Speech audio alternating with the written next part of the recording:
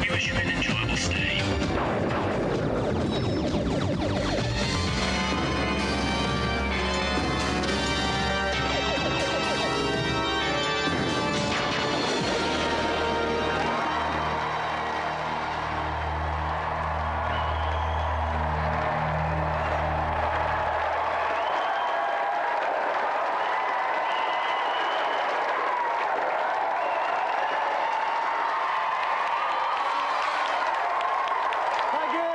Settle down now, come on, you're too kind. I'm not worthy. All right, welcome to Gamesmaster. Much imitated, frequently intimated, inside thigh agitated. This week we've flown some more lucky people out to the Rig Resort for video game playing and other buoyantly anti-social activities. So let's kick off with some oral intercourse with the great man himself, the Gamesmaster. Greetings. By a public demand, I've been forced to initiate tonight's proceedings with a decidedly unsavoury motorbike encounter on the Road Rash 2.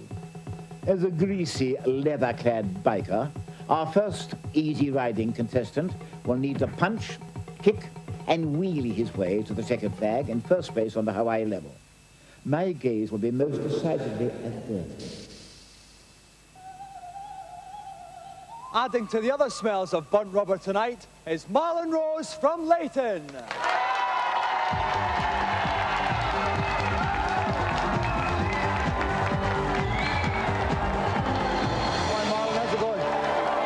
Tonight a bit, mate.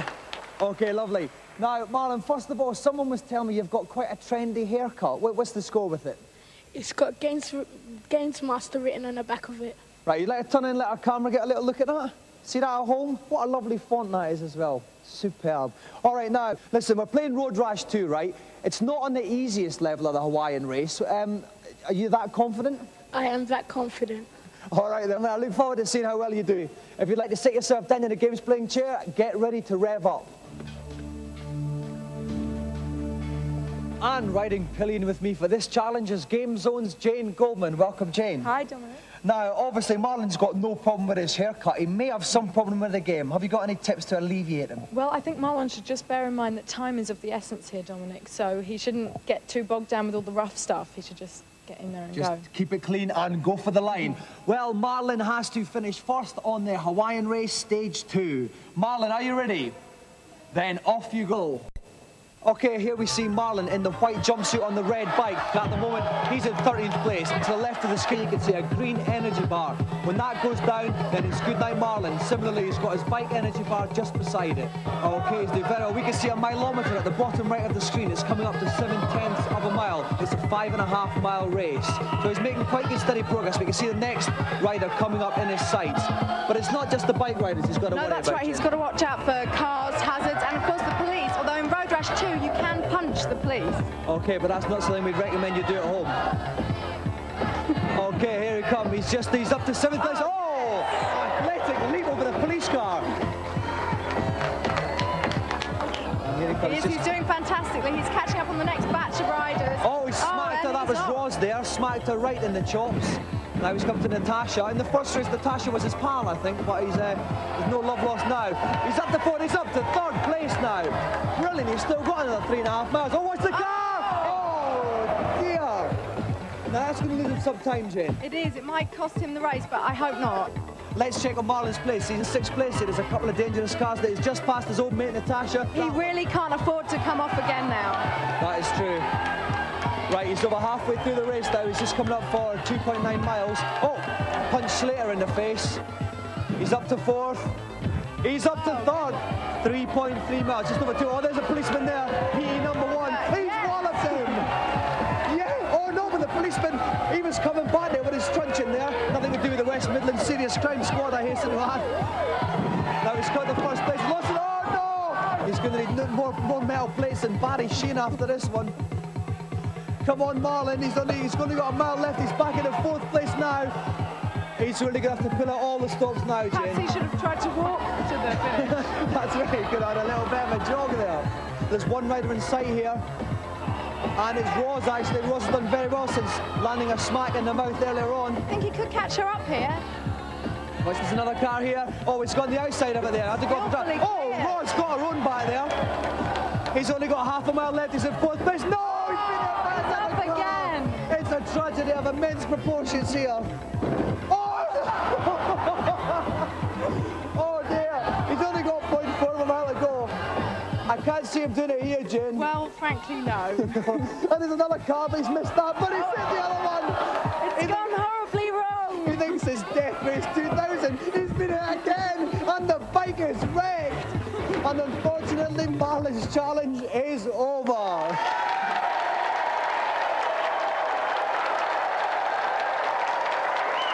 Bad one, Marlon. All right, settle down a bit now. Behave yourselves. Now, Marlon, I tell you, bad luck, but that was brilliant. That was so hysterical. Jane and I were nearly wetting ourselves up there. What were some of the problems you faced? The cars. I couldn't see them when I went over the hill. They weren't letting you alone, weren't they? No. Maybe you should have got some armour plating on the bike as well. Yeah. Have you enjoyed it anyway? Yes, I have. Oh, listen, it's been absolutely brilliant to have you on, Marlon. Another round of applause for Marlon Rose!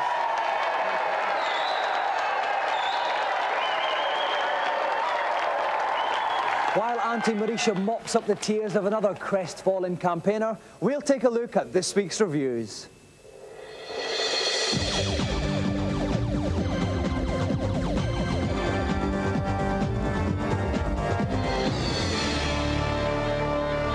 This week, games players everywhere could come over all hip and trendy as we look at cult games.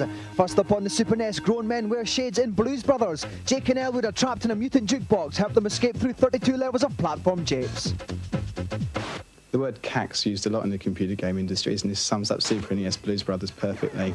No attempt has been made to follow the film's excellent plot, and what's left is a tired run-around platform game. The graphics of Jake and Elwood are cartoon style, but the game's miles too difficult, and I don't think it's worth the money. The levels are really frustrating and really badly put together, and there's just nothing to keep you coming back for more.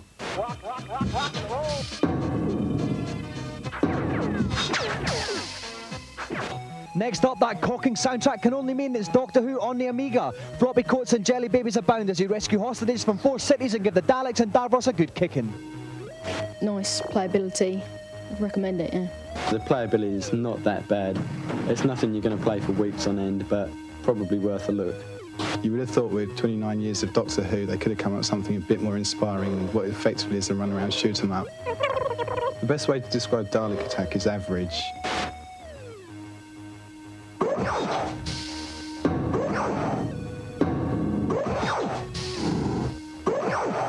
Finally, Star Wars on the Game Boy. As in the film, travel from Tatooine to the Death Star, rescuing friendly robots and girls with strange hairstyles.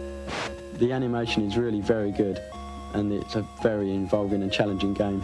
The platform shoot-'em-up's good, the graphics are good, nice music, but on the driving levels there's nothing to do. It's too boring.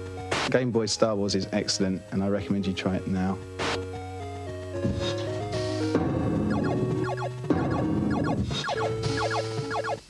The dawn of 32-bit machines has arrived. The spanking new Atari, Acorn and Amigas make the present 16-bit Mega Drive, Super NES and Amiga 600s look positively weenie. Tonight we compare the 3 new boys with help from Alistair Borden from Atari, Simon Lovesley from Acorn and Kelly Sumner from Commodore. First of all, why the new machines? Well, Atari Falcon is aimed at the home user as a revolutionary new home computer, all singing or dancing. Mum and Dad can do their desktop publishing, word processing and run the family business, whilst the kids are enjoying the latest in stunning games.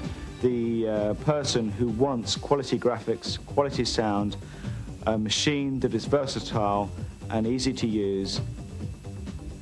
65,000 colours. Each pixel can be a different colour. 4,096 colours, and at any one time can display 256 colours on the screen. 16.7 million colours. This has got 16-bit stereo recording, 16-bit stereo playback, at quality better than CD or DAT tapes. A standard, the A3010 comes with 8 stereo channels built in. The Amiga 1200 has 4-channel stereo sound. Currently there are over 50 games being developed Many of these will be released in the first 3 months of 1993. Currently, there are over 250 games available, but this is growing rapidly. 1,500 to 2,000 currently work with the Amiga 1200. By January or February of this year, you would probably see something like 20 or 25 games which are only available on the Amiga 1200.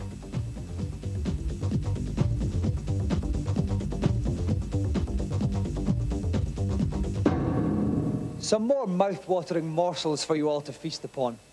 Now, as I wind my way through the bowels of the rig to meet tonight's celebrity, let's find out what challenge they'll be facing. Hello again. My second challenge for the evening sets the world to rights with a touch of environmental do-gooding on global gladiators. With disinfectant to hand and green fingers to boot, our cleansing contestant has 2 minutes in which to negotiate the polluted landscape of level 1 and reach the exit. Anyone for lentil soup? On Global Gladiators tonight, we're very lucky to have a globe-trotting rock legend. Please welcome First Lady of International Pop, Cathy Dennis.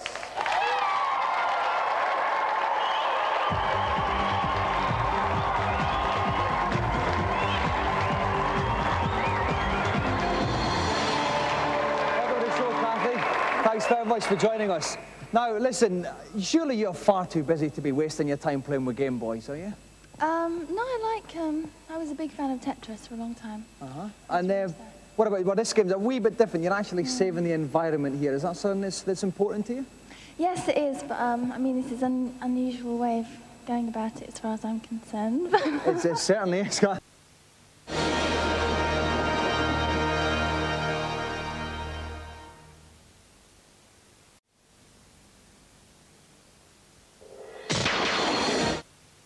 Perry from Sega Pro's with me to give Cathy some tips about playing. Welcome, Dave. Hi, Dominic. All right, give us the rundown. Well, basically, Global Gladiators is a really beautiful game. But the thing to look out for is the invisible platforms. You only notice them when you pass through them, and at the top of them is usually a really nice health bonus. Which you're going to need if you want to complete this. Which you're going to need if you're going to get through this level. That's right, it's quite tough. Cathy's got 2 minutes to get to the end of the level. Cathy, are you ready? Yeah. Then off you go. Okay, off goes Cathy there with Cathy's playing Mick. There's 2 characters in this, Mick and Mac. And she's actually playing Mick. Okay, she just splodged the slime baddie there. Or she got hit a little bit there, but you can see her energy bars, that little arrow at the bottom underneath the score.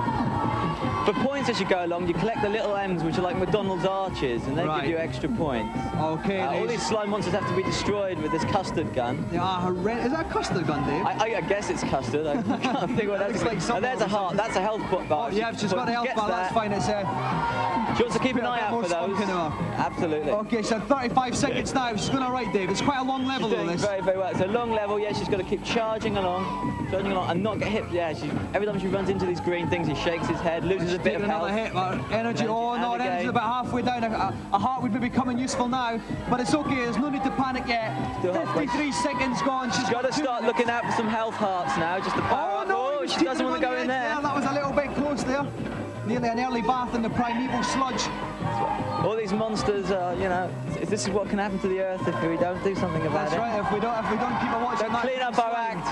Absolutely. All right, 1 minute 12 gone, but the energy bar's getting quite low. Oh no, she's out. Oh no! Straight down the cliff. Cathy takes a dive, and the challenge is over.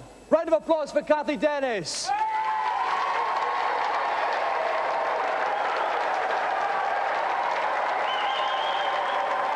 Bad luck, Cathy. All right. Now, Cathy, the world has been destroyed, taken over by slime, and it's all your fault. How do you feel? Very, very bad. So listen, what went wrong? It was a good start, and then what were some of the problems? I should have kept on a higher level. I was like at the bottom all the time. And I think I should have been a bit more cautious, because I was a bit risky. A wee bit risky for this time on a Thursday, you are, Cathy. That's me, that is me. Listen, don't ever go changing, Cathy, all right? Listen, thanks very, very much. Have you enjoyed yourself on our own little rig? Oh, yeah. That's brilliant. Well, listen, you've completely satiated me with your presence. Another round of applause for our special guest, Cathy Dennis.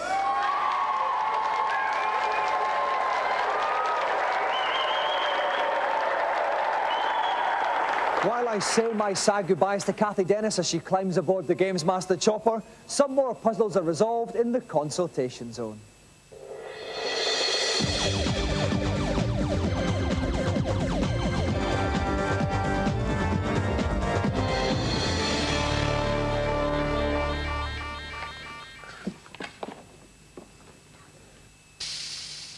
Hello, Gamesmaster. Welcome up to the helipad and fire away with your question. On Krusty's Funhouse, is there a way of getting to the later levels? Yes, there is. Simply enter the following password. S-M-A-I-L-L-I-W.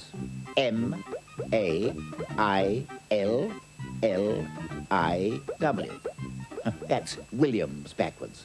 And the entire game is yours to explore. Thank you very much. Who's next? Where's the magic cape on Zelda 3? I'm sorry, but if you don't say please, you don't get your questions answered. Next, please. Hello, Gamesmaster. I am near the end of UN Squadron, but I cannot kill the Guardian that hangs from the ceiling. Can you help me, please? The answer here lies in the weapons that you can equip your ship with at the beginning of the level. Before you launch into the fray, buy the gun pod weapon. When you reach the end of level Guardian, let rip with this gun pod weapon, and you'll soon have him waving the white flag. Thanks a lot. Time for just one more, I think. Hello, Gamesmaster. Could you please tell me where the magic cape is on Zelda 3? That's more like it. Go to the top right-hand corner of the graveyard in Light World, pick up the small box, then dash into the stone using the Pegasus shoes. You should then reveal a passageway down to the magic cape. Thanks very much. That's all I'm prepared to impart for now. More tidbits next week.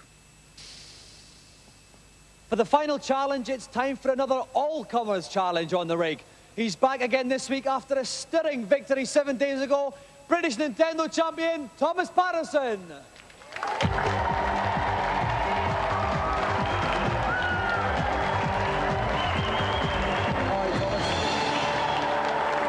Okay, Thomas, you had a good win under your belt last week. You still confident? Yep, sure am. Yep, no problems for you at all? No. I like this guy, I tell you. All right then, if there's any member of our audience who'd like to take on Thomas Patterson in any Nintendo game, stick your hands up in the air. Okay, let me see. No, definitely not you. Definitely not. How about this? Yes, the ginger-haired fellow there with the spectacles. If you'd like to make your way down, give him a round of applause, everyone.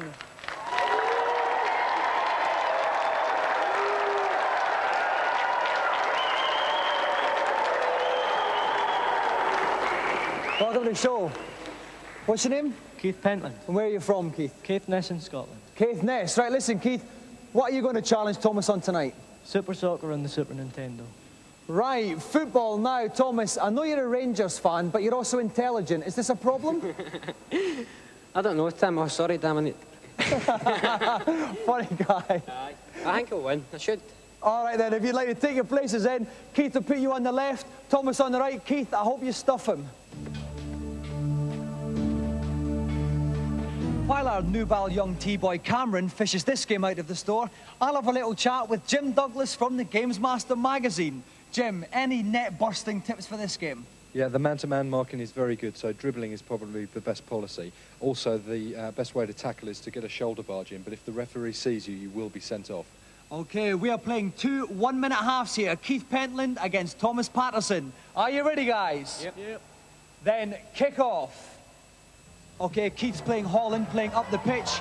Thomas is playing West Germany, playing down the pitch. It's Thomas with the ball just now. He's got the ball in. They are shoulder barging here. The referee didn't see it. That could have been danger. There could be an automatic sending off under the new FA rules. OK, it's Holland there in their half of the pitch, though. They've got a clear, lovely little shoulder charge from the Dutch number 7. Very nice, oh, but Germany have got it. Germany number 10, no, but now Holland have got it. Oh, the Dutch number 11 gets it. It's a cross in the box. Surely now. It's a goal. So Keith Pentland is 1 up. Germany kick off. They've given the possession away again, though. But Germany have got it. Oh, here goes Germany. Into the corner. Brilliant goal. That means that Thomas Patterson's pulled it level. The Dutch kick off here. Nice little bit of dribbling there. Nice tackle. It's up with the Dutch number 9. He takes the shot in the corner, but it just misses. Just wide. So it's a goal kick to Germany. German number 4 looking pensive, kicks out to German number 3. Now it's up to German number 10, the German number 9's got it. Evades his man, the number 10's got it in the box, gets it back, and shoots it instead, gets the rebound! 2-1! Thomas Patterson. That's right, that long dribbling policy is really paying off. Certainly is. They've given away again. Here comes Germany again. Now we've got the German number 7, they're tossing in midfield, but it's half-time. The score is Germany 2, Holland 1. So the teams come back onto the pitch for the start of the second half. Germany now playing up the pitch, Holland playing down. Is it easier playing up the pitch in this game? Yeah, it certainly is. When you're coming down, you've got the disadvantage of not being able to see the goal. You can't see where you're aiming. Okay, and no, Germany take control again in the midfield here.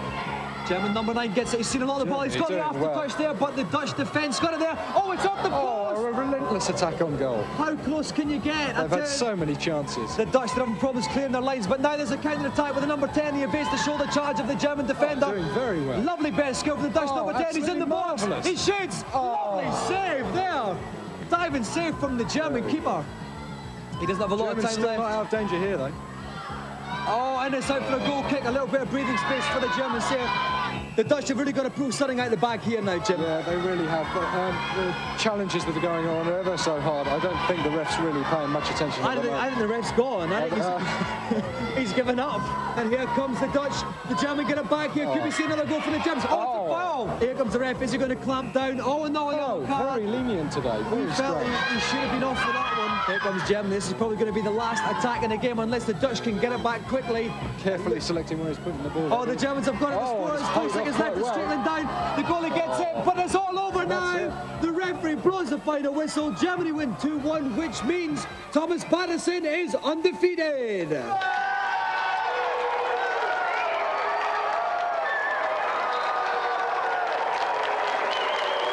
That's a great game, but listen, Keith, I had all my hopes on you. You started off well, you gave me an early goal, then what happened? Well, the goalkeeper, he just must have taken the day off. Terrible. Well, which means, although I'm loath to admit it, Thomas, you played a brilliant game and you won. What have you got to say for yourself? Well, the goalie was like Gordon Marshall, but he lets in a goal, so I won easily.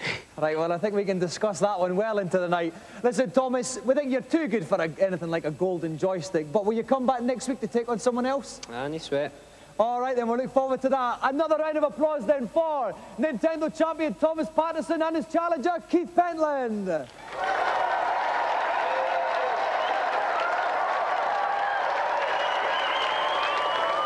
Well, that's the dinner gong, and supper on the rig tonight consists of crabs pinchers with cheesy nibbles. In 2 weeks' time, we'll have an exclusive 3D challenge on Gamesmaster. So if you'd like to see lots of objects thrusting their way into the inner sanctum of your living room, be sure to pick up a pair of these essential eyewear accessories. We'll be giving you the details of how to lay your hands on them after the credits tonight. In 7 days' time, we'll be having a little bit of a 3D tryout in preparation for the big one, so pick up your glasses quickly. Good night.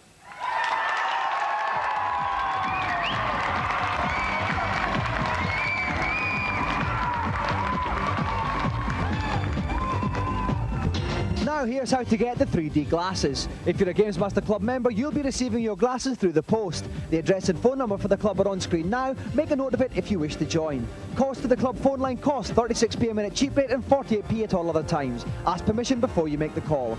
You can also get the glasses with a special 3D edition of the Gamesmaster magazine. On sale at newsagents now, priced £1.75.